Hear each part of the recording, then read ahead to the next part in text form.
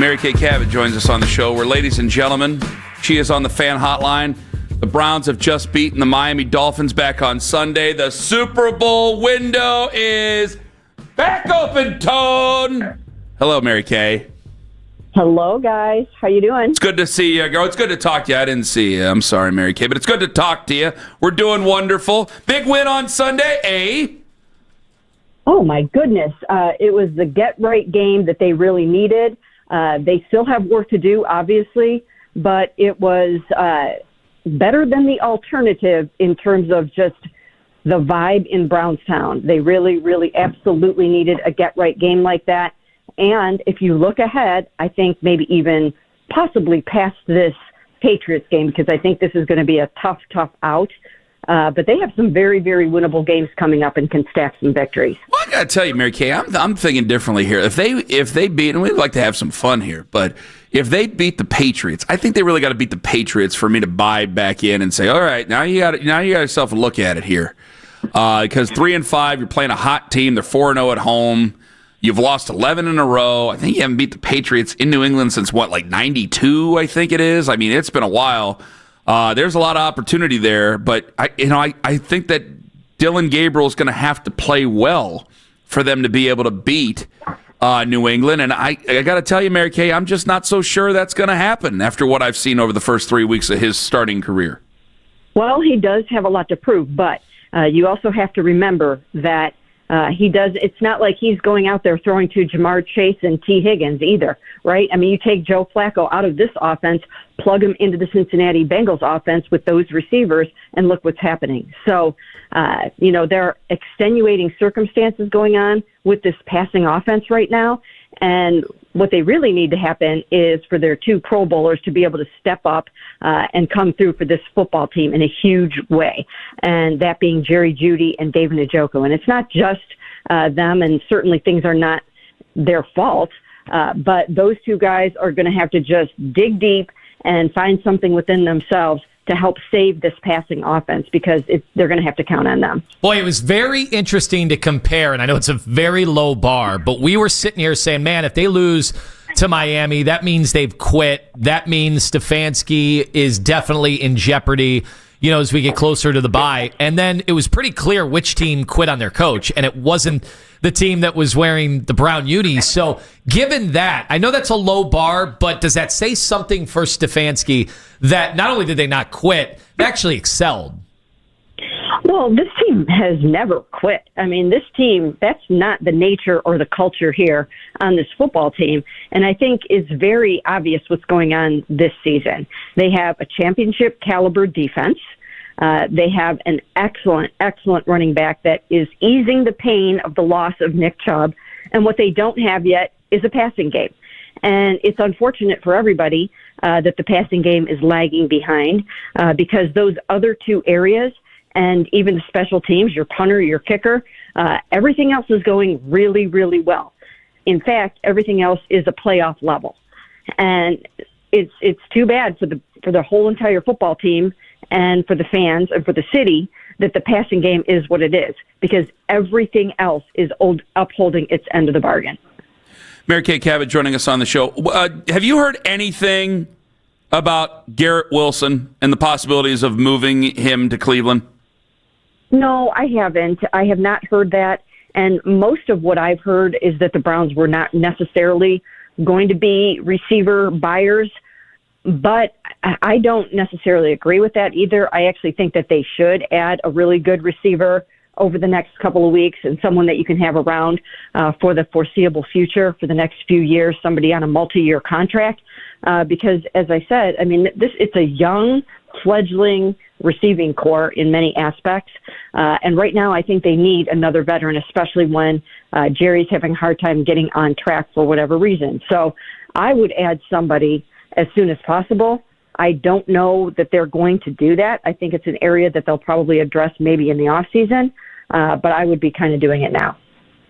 Mary Kay Cabot joining us right now on the fan hotline. Throw the name in there. Well, I like to sometimes. No, you're going to throw the other. No, not her name. I meant the other name thrown in there during it. Yeah, because I wouldn't trade Mary Kay as part of a Garrett Wilson package. I wouldn't trade Mary Kay for anything. But I did say, because I was asked, because a host in New York had brought it up, Yes, I would trade Shedeur Sanders if it meant getting Garrett Wilson, because I think that's how good I think Garrett Wilson is and how just up in the air I am right now on Shedeur Sanders. What about you, Mary Kay? That is a quarterback.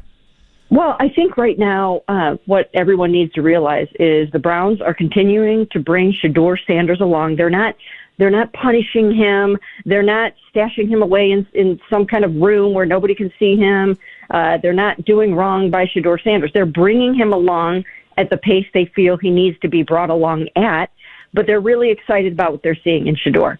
And so they're not going to trade Shedeur away before they know what they have in him. They're excited about what they're seeing. And the thing that they're seeing the most is the thing that they've already known about him, and that is his elite accuracy.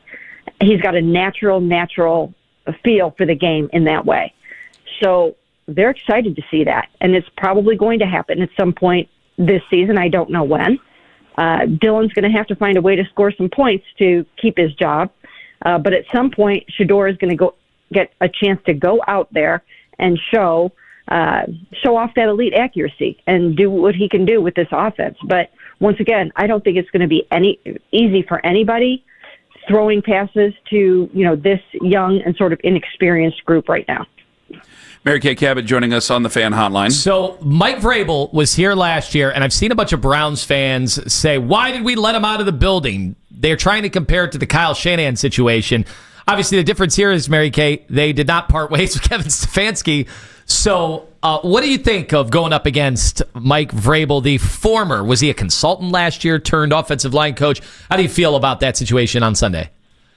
Well, I think it's going to be tough. It's going to be really tough because Mike knows the inner workings of this football team in almost every area, really.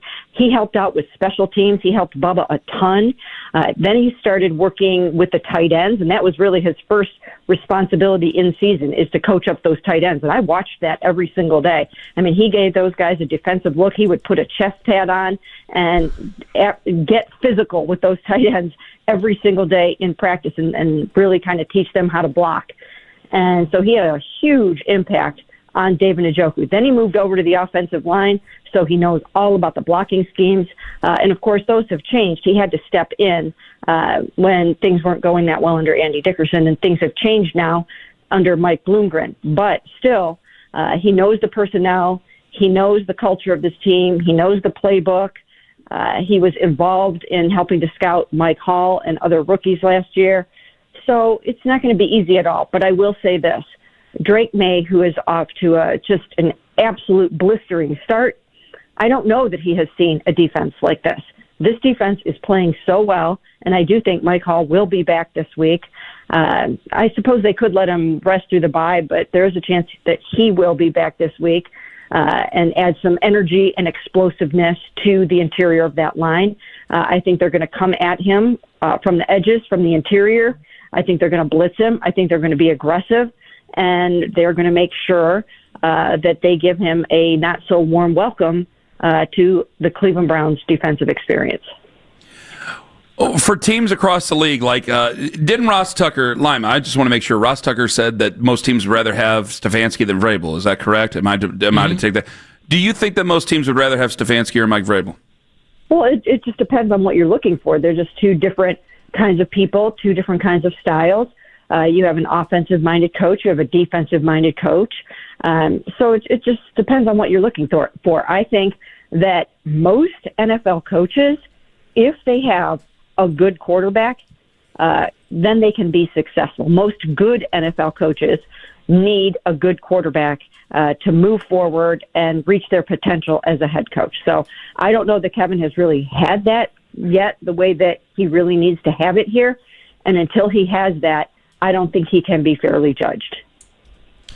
All right, Mary Kay, I just wanted to ask you, because we got some news in the NBA where we had Terry Rozier get arrested. Chauncey Billups, we should add, this just came down minutes ago. He's the coach of the Trailblazers. He also has been arrested by the FBI for alleged illegal gambling right now. That just came down minutes ago. So, Mary Kay, do you think the NFL has any chance of having something like this go down in their sport? Like, we've had it in baseball, we've had it in football or basketball. We've had players that have been punished because they gambled in other sports or, fantasy football stuff. But do you think there could be anything to this scale? Because this is a bombshell story this morning. I'm going to say no. I don't see that happening. Maybe I'm being naive about that. But, as you said, there have been players that have been suspended for gambling. But the NFL has such a handle on this and such a hold over this that I don't see it. So I'm going to say no. I'm sorry, Mary Kay. This seems just be too bizarre. You got a head coach who's possibly implicated in this. By the way, folks, we will be talking NBA again. Brian Geltzeiler, Sirius XM NBA Radio, is going to join us coming up at 9:22 this morning. So, do you think that the trade deadline? I know we talked about maybe adding Garrett Wilson. It's a big internet rumor. We like to have fun. He's a former Ohio State wide receiver. I mean, that's fish in a barrel, right? Are they still on track to maybe move some of these names, or could Sunday and a win on Sunday change those plans? Well, I'm going to stick with what I've been saying for a couple of weeks and that I think the Browns will be more so buyers at the trade deadline for a couple of guys, and maybe not big, huge name guys, but buyers at the trade deadline for guys that they can have over a number of years. If they can find a couple of Tyson Campbell pickups the way that they did, which has been a tremendous acquisition for them. If they can find a couple of those guys that can come in and help them, I think that's what they would be more so looking for. And I don't think they're poised for like a big sell-off at all. But I think that with Mike Hall coming back, you can look at a guy like Shelby Harris, and if someone thinks that they need a really good interior defensive tackle, maybe he's somebody that they could part with. So there are guys like that I think that they would be willing to move.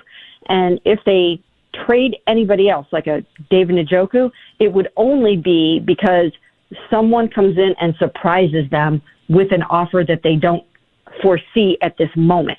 Right now, they have no plans to trade a guy like that, but they also didn't have plans to trade Joe, and they didn't have plans to trade Greg until those teams came calling.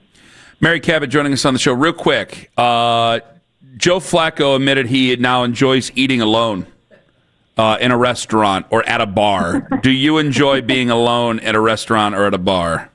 No, I really don't. But that's kind of funny. I think that's funny that he admitted that. I mean, I do understand the solitude. When you have multiple children, I do understand what it's like to sometimes just have a little peace and quiet. But no, I don't like to dine alone.